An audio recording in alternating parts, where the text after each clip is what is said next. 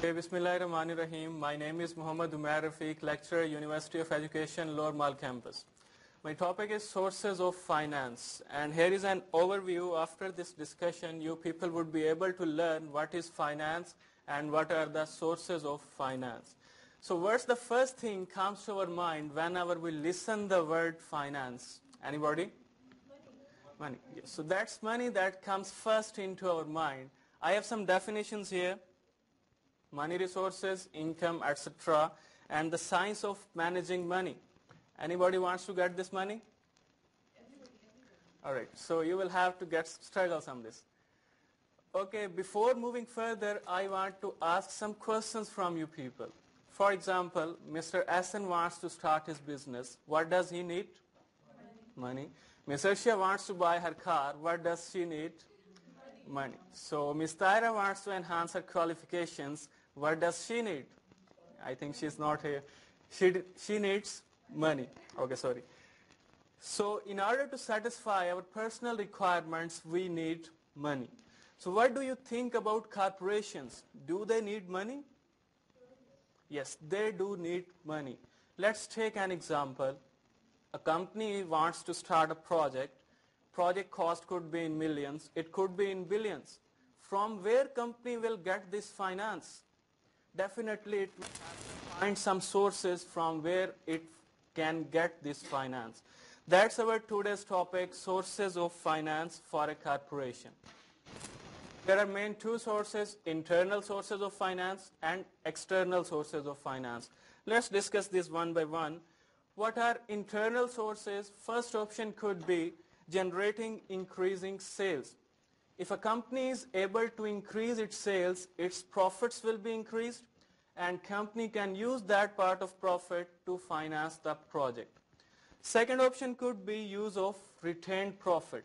If a company has available the retained profit, it will use that part of profit to finance the project. But question could be, what is retained profit?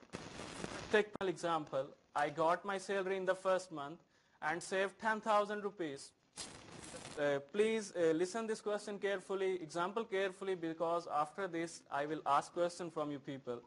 I saved 10,000 rupees in the first month, and in the second month I saved 15,000 rupees. So what are my total savings or retained savings at the end of second month? 25,000. Same is the case with the corporations.